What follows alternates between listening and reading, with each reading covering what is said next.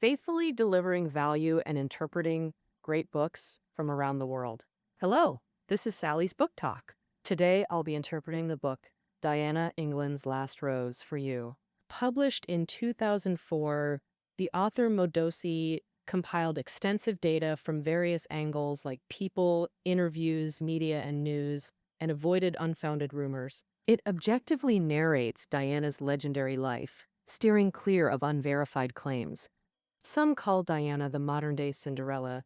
Truly, as soon as she married into the British royal family, young Diana became the center of attention. Tall, beautiful, quiet, and shy, she was Prince Charles's wife, raised two adorable princes, and was dubbed the People's Princess for her charity work and kindness. Adored worldwide by millions, yet she remained fundamentally human. Beneath the fairy tale lay an unhappy marriage, a lack of understanding, and constant pursuit by paparazzi that stole her freedom. Ultimately, she tragically died in a car crash while fleeing pursuing reporters. On August 31st, 1997, a breaking news bulletin from the BBC stunned millions. Diana perished in a car crash in Paris, aged just 36. She died, but people still haven't forgotten her. At the end of the 20th century, in a public event, in a poll, Britons voted Diana the most influential royal figure of the 20th century, surpassing even Queen Elizabeth. Why did Diana earn this distinction? Was it merely due to her title as princess? What lesser-known facets of her brief life are there? Next, I'll explore from four angles: her ugly duckling childhood, the Prince and Princess fairy tale, the reality behind the tale, and the people's princess. I'll interpret the book for you through these four lenses. First up, Part 1, Diana's ugly duckling childhood. Many believe Diana was a commoner princess, but they're mistaken. Diana was born on July 1st, 1961, at the Sandringham estate in eastern England. Her father was the 8th Earl Spencer.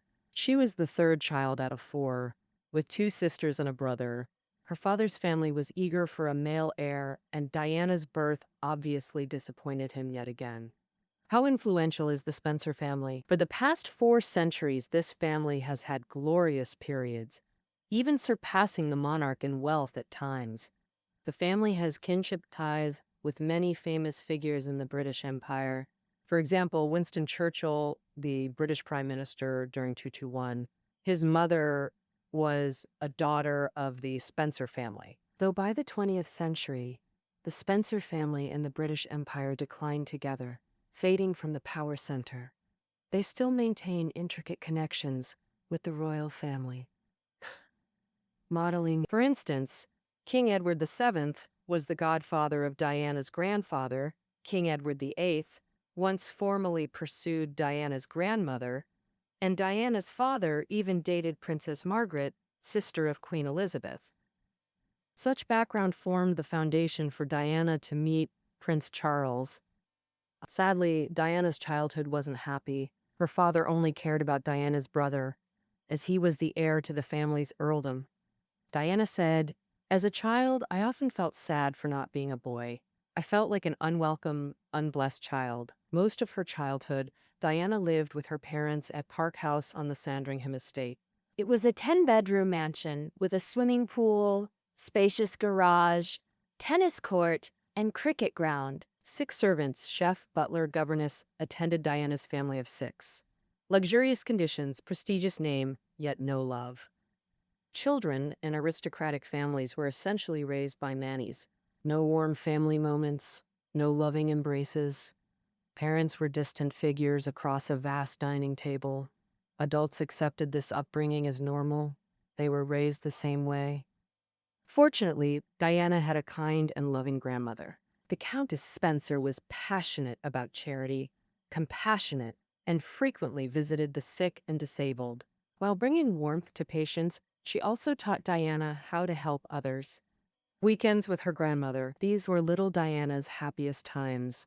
Her grandmother planted the seed of charity in her heart. The greatest blow to Diana throughout her childhood was her parents' divorce. In public, her parents always maintained a facade of smiles, but behind closed doors, it was either deathly silence or bitter arguments. Diana clearly remembered hiding behind the living room door, eavesdropping on her parents' fierce argument. Her mother accused her father of being heartless, and he fired back, calling her a man-chasing slut. Their vicious words terrified young Diana, who could only hide in her room and weep silently. In summer 1967, they formalized their separation, a memory forever etched in Diana's soul. She sat frozen on cold stone steps, clutching the wrought iron railing amidst the chaos. She heard suitcases thud into the car trunk, mother's footsteps on gravel, the slammed door, engine roar, then silence as the car took her mother away. Diana was just 6 then. Her childhood nanny later recalled how this family tragedy scarred Diana deeply.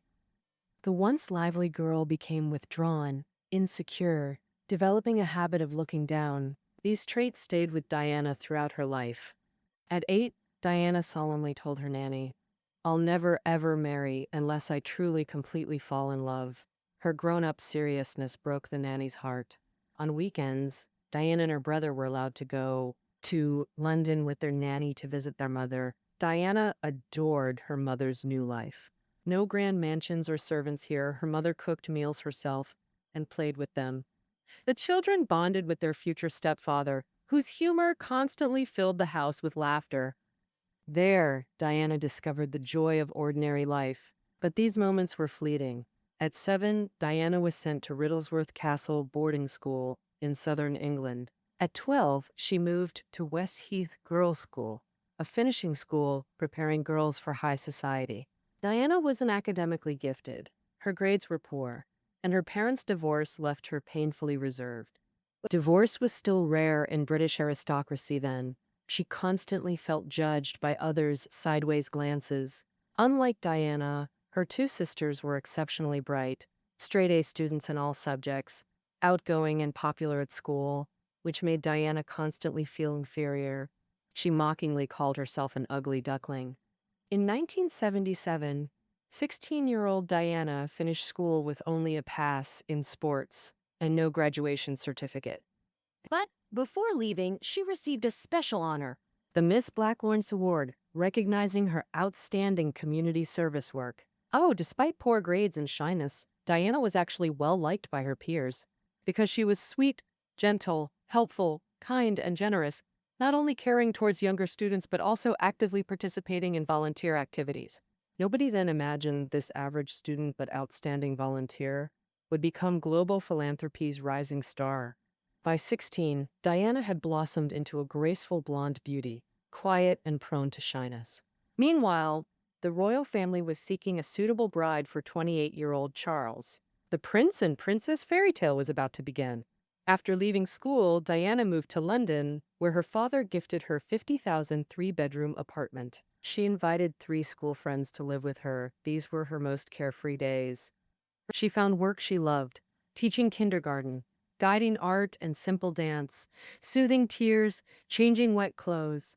She even enjoyed housework, laundry and dusting. On weekends, she'd clean her eldest sister Sarah's home for extra income. In free time, she hosted dance parties or played bridge, living simply and happily. Unbeknownst to Diana, she'd been quietly added to the princess candidate list. As future queen, requirements were strict: Christian faith, noble bloodline, and virginity. Fortunately, academic credentials weren't required then, and Diana met all criteria. During Charles and Diana's courtship, the Queen Mother played a crucial role. She was close friends with Diana's maternal grandmother, Lady Ruth Fermoy. 2 highly respected ladies kept pushing Charles and Diana together, doing everything to make Charles feel Diana's charm. At first, Charles was unmoved. He thought Diana, who was 12 years younger, was too young.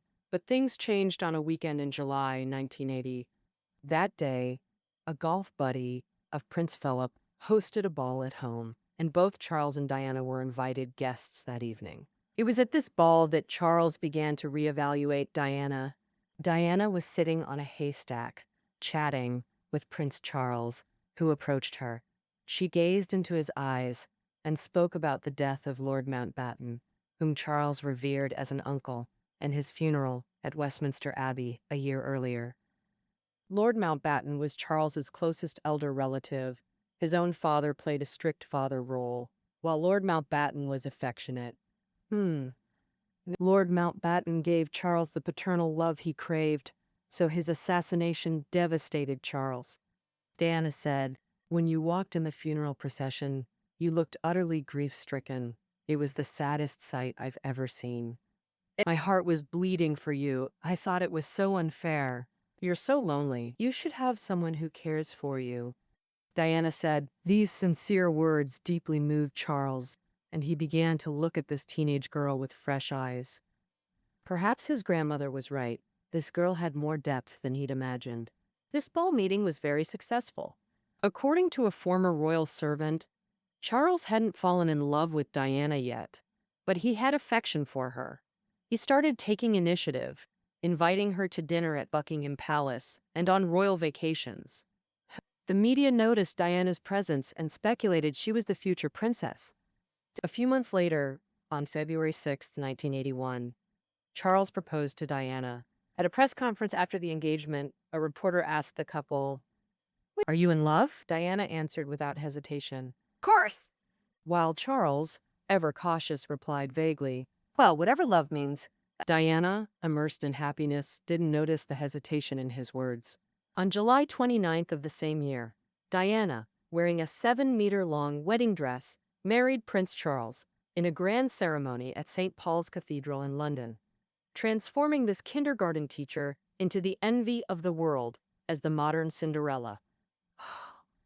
On ordinary days, only a few cathedrals ring bells to announce the time. But on this day, bells from all churches in London rang simultaneously at 9 in the morning, celebrating universally, with St. Paul's bells echoing for 30 minutes.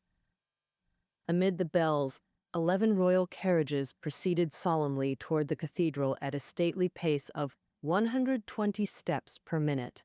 Crowds lined the streets, cheering enthusiastically, tens of thousands of joyful faces fixed on this dreamlike romantic scene, many having camped out days earlier with sandwiches and thermoses. The BBC broadcast the wedding's grandeur to the world in 33 languages. Over 700 million viewers worldwide immersed themselves in this fairy tale prince and princess love. Before the Archbishop of Canterbury, Charles swore to God to love, encourage, respect, keep healthy, and protect her at all costs. As heir apparent, Charles held the title Prince of Wales. As his lawful wife, Diana signed her first royal title, Princess of Wales, at the registry, thrilling her immensely. Princess of Wales, a title that Kate Middleton will soon inherit as well. Afterward, Charles awkwardly took Diana's hand as they descended from the church and walked onto the palace balcony. When all royal family members appeared, the crowd's cheers peaked, shouting, "Kiss her!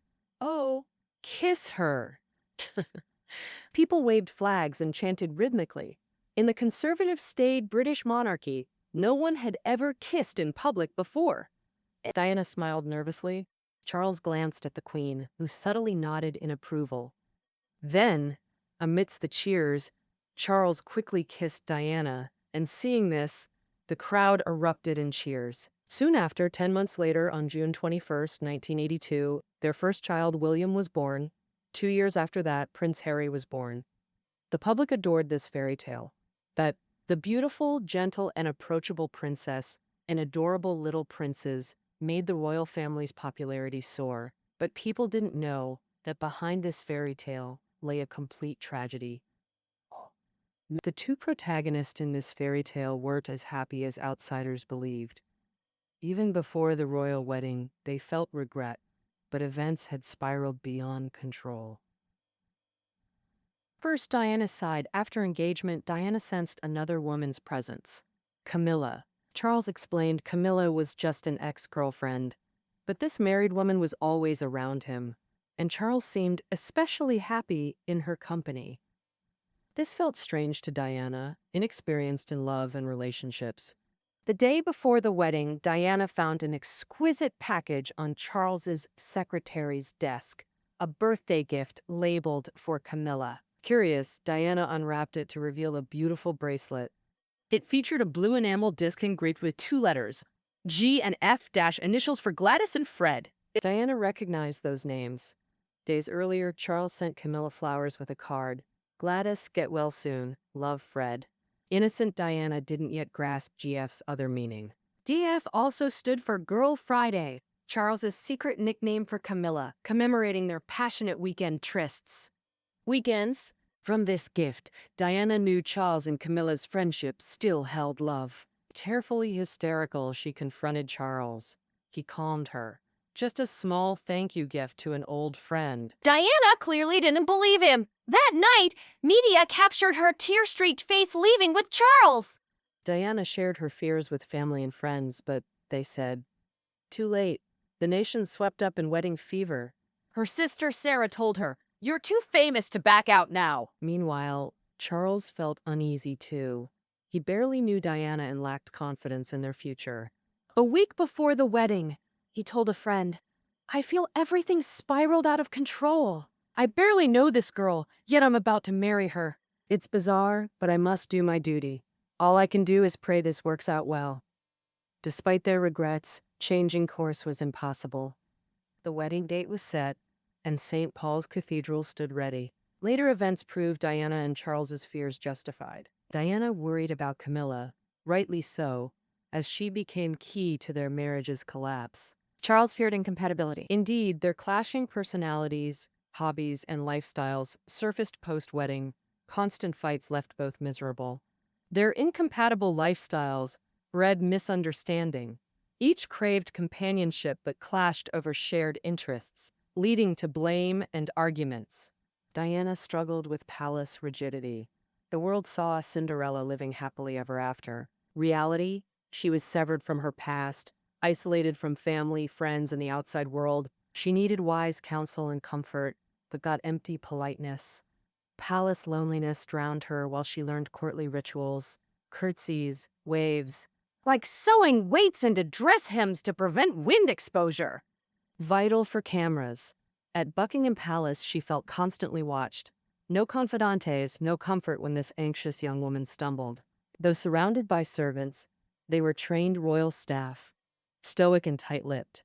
Her greatest disappointment, her ever-absent husband, buried in duties. Diana found one pastime, trekking from palace attics to kitchens just to request an apple or cake slice.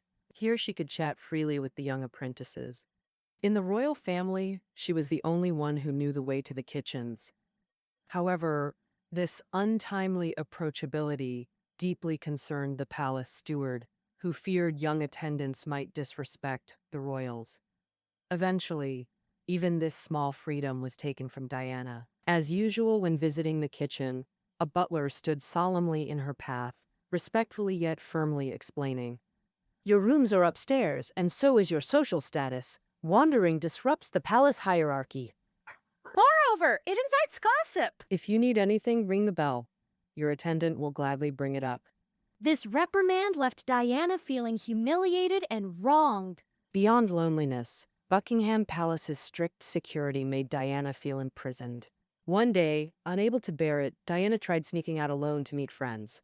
As she slipped into her little red car, a royal guard immediately sat beside her. Diana told him, "I can manage alone, thank you."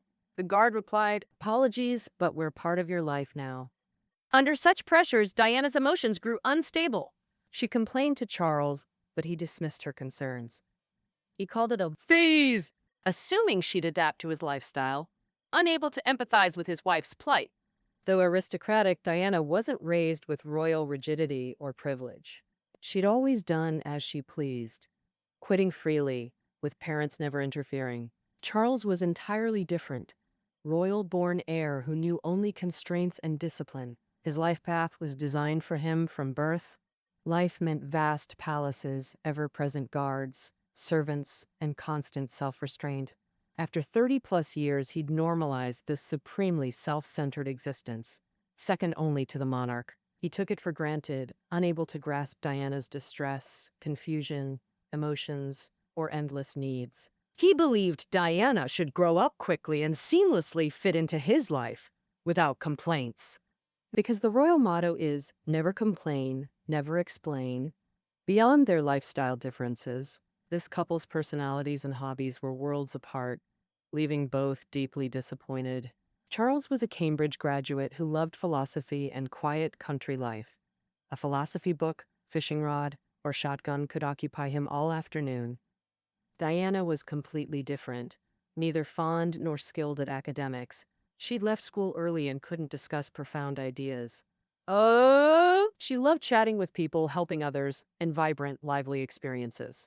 With Diana 12 years younger, they shared painfully little common ground. During their honeymoon, Charles boarded the yacht with fishing gear and philosophy books, hoping to share his passions and find mutual interests. He also envisioned quiet, romantic moments fishing together. But 20-year-old Diana had zero interest in dense philosophical concepts. While Charles fished for hours on deck, Diana wandered aimlessly or chatted in the galley, just like at Buckingham Palace. Diana had dreamed of casual drinks and relaxed chats with her husband, like ordinary young couples, but that never happened. So an oppressive silence of mutual misunderstandings settled between the newlyweds. Soon, both invented excuses to avoid their increasingly unbearable alone time. Post-honeymoon, they traditionally moved from Buckingham Palace to Kensington Palace, their own home. Charles also loved Highgrove House, his country estate, but there Diana felt even lonelier. Charles often took Diana to Highgrove, his ideal countryside escape. He could vanish for hours into woods under open skies, wandering freely, while Diana, in those desolate fields, tasted only emptiness and hunger. She found no joy, and Diana soon became pregnant. She hoped her husband would stay home with her. So, when Charles went hunting or fishing in the morning, Diana deliberately got angry at him to make him feel guilty. "If you were a good husband, you should have stayed by your wife's side." Instead of wandering in the mountains all day, but Charles remained stubborn. He silently put on his high boots and old hat, standing alone by the river, watching the rushing water. And only in the wilderness could he feel the purest joy in his heart. This was something 20-year-old Diana couldn't understand. Beyond their internal differences, external factors were also shaking things up. And the person shaking this already unstable marriage was Camilla. Although Diana was aware of Camilla before marriage, she naively believed that being young and beautiful would keep her husband's attention on her. But she underestimated Charles's dependence on Camilla. If Diana were set aside, Charles and Camilla seemed more like star-crossed lovers who remained devoted despite hardships. They were only a year apart in age and met at a polo match. So at the time, Charles was just 22, fresh from Cambridge. They hit it off instantly, sharing common interests and deep conversations. But Camilla had a boyfriend, Andrew, who worked abroad. Smart Camilla knew her merchant family background and romantic history made her unfit for the royal family. So when Andrew returned, she accepted his proposal, leaving Charles deeply pained. But he couldn't let go of Camilla and even became godfather to her first child. And Camilla stood by Charles when he grieved Lord Mountbatten's assassination. They remained entangled. Later, as Camilla's husband revealed his playboy nature and their marriage became a sham, Charles resumed his intimate relationship with this married woman. At that time, single Charles asked Camilla to divorce and marry him, but she calmly refused. Because Camilla, well-versed in high society rules, knew the royal family wouldn't allow such a scandal. She even encouraged Charles to propose to Diana, because she thought Diana was gentle, kind, and not too clever, making her an ideal princess candidate. In fact, Charles's decision to marry Diana was partly influenced by Camilla. To Charles, Camilla was the confidant who truly understood him, especially during marital struggles. He needed her worldly support, something his incompatible wife couldn't provide. Camilla even became Charles's emotional anchor. Her pervasive presence in the marriage amplified Diana's anxiety and suspicion. Her moods swung wildly, and she began binge eating, symptoms everyone missed as signs of illness. Bulimia nervosa. When anxious, she'd binge, especially on high-calorie sweets, eating 3 to 5 times a normal portion. Then, to protect her public image, She'd rushed to vomit everything in the bathroom. Her psychiatrist noted both Diana and her sister Sarah showed bulimic tendencies linked to their childhood trauma, parental divorce, and emotional neglect. Life in the palace intensified this. Disappointment in Charles, fear of the future worsened her condition. Patients struggle with uncontrollable negativity, yet crave validation, feeling like unloved victims. After diagnosis, Charles acknowledged Diana's struggles. Their relationship improved slightly after their first child's birth. Diana insisted on raising their son personally to ensure love and care. Here, Charles wisely compromised. Because on childcare, Diana's unwavering stance even forced the queen to yield. But postpartum depression shattered this fragile peace. She raged, wept, demanding more attention and distance from Camilla. Charles felt pushed beyond limits, seeing her as unreasonable. Both drowned in resentment and disappointment. Finally, after Harry's birth, their marriage existed in name only.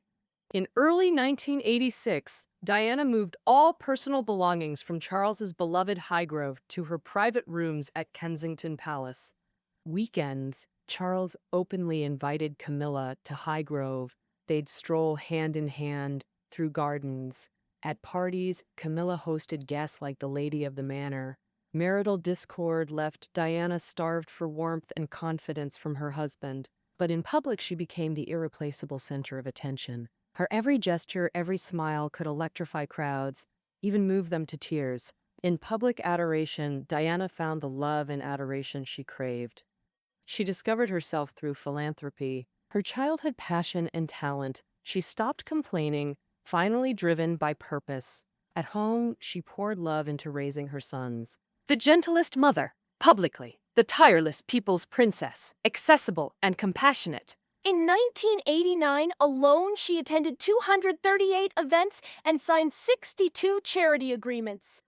She pioneered unprotected contact with AIDS patients, transforming UK attitudes from discrimination to compassion. Sponsoring deaf associations, she learned sign language, bringing marginalized children into the spotlight. With those in need, she'd kneel, hold hands, and connect through sincere eyes. Diana's magic, and this was just the visible tip. As her charity work soared, the palace grew uneasy. Diana effortlessly overshadowed traditional royal philanthropy. On August 28, 1996, Diana and Charles officially divorced. Though stripped of humanitarian resurgence, though stripped of her royal highness and privileges, she retained custody of the princes and stayed at Kensington Palace. Required to resign from nearly 100 charity roles, she instead expanded globally, aiding war victims, the disabled, and impoverished across Asia, Africa, and South America. She personally taught her two sons, taking them to visit the sick and teaching them about love and death. In June 1997, she auctioned all 79 of her evening gowns, raising $3.02 for the London Cancer Foundation and the UK AIDS Trust, setting a record for clothing auctions at the time. But no one imagined this would be her final charity event. 2 months later, Diana died in a car crash in Paris, abruptly ending her brief 36-year life. The tragic news spread worldwide instantly. World leaders and dignitaries issued tributes, recognizing Diana's global contributions and praising her highly. UN Secretary-General Kofi Annan lamented, "The princess' death extinguished a great humanitarian voice, one that brought hope to the world's poor, sick, and vulnerable." She deserved the love of billions worldwide. On September 6, 1997, the British royal family held a grand public memorial at Westminster Abbey, attended by 6 million mourners and watched by 2.5 billion viewers across 40 countries. During her lifetime, admirers called her England's Rose, beautiful and kind, yet strong and brave, like a thorned rose. She once said she loved this title. At the memorial, radios played a song written for Diana by her musician friend, as crowds wept. The lyrics, "Goodbye, England's Rose. May you ever bloom in our hearts." After today's story, Do you have new insights about Diana? Share your thoughts in the comments below. Well, that concludes our interpretation of Diana, England's Last Rose. Find reading notes below the audio. See you next time.